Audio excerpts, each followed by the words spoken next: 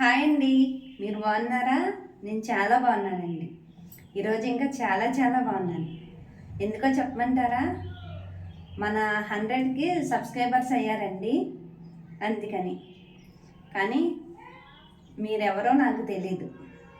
కానీ మీరు నా మీద చూపించిన అభిమానానికి శతకోటి నమస్కారాలండి. మీదైతే ఈ జన్మలో నేను తీర్చుకోలేని రుణం. 100 మందికి ఎంత ఆనందం పడిపోవాలా అని అనుకోవద్దు. మనం గమ్యం చేరుకోవాలంటే ఫస్ట్ తొలి అడుగు చాలా ముఖ్యం. నేను ఆ తొలి అడుగు వేసే సపోర్ట్ మీరే ఇచ్చారు నాకు. అంతే అంటారా? నేను ఏమైనా తెలియక వీడియోల్లో తప్పు మాట్లాడినా మీ ఇంటిలో ఒక బిడ్డ అనుకొని సరిపెట్టుకోండి. నా స్థానంలో మీ అక్క, మీ చెల్లి ఊహించుకోండి. చాలా మాట్లాడాలనుకున్నానండి. ఈ ఆనందంలో నాకు మాటలు రావట్లేదు.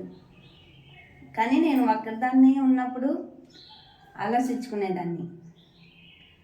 ఏంటి నా వల్ల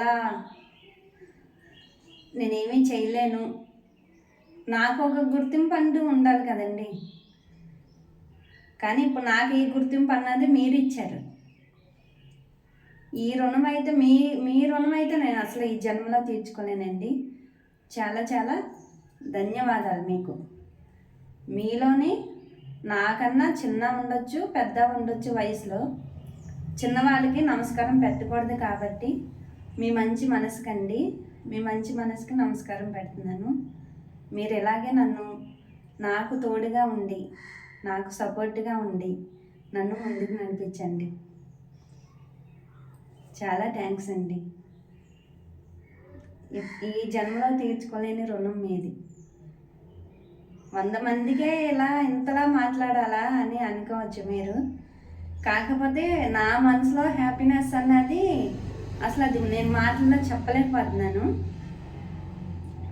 ఎందుకంటే అండి, నైటు ఒకసారి లెగిసి ఫోన్ చూసుకునేదాన్ని నేను.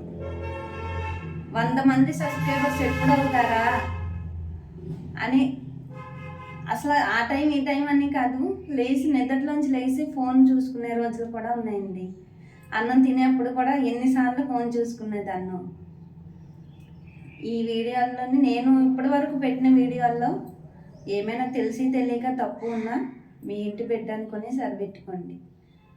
చాలా థ్యాంక్స్ అండి.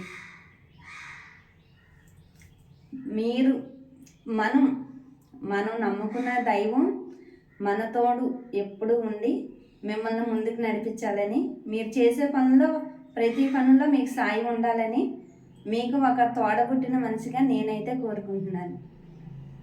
సరే, ఉంటానండి మరి.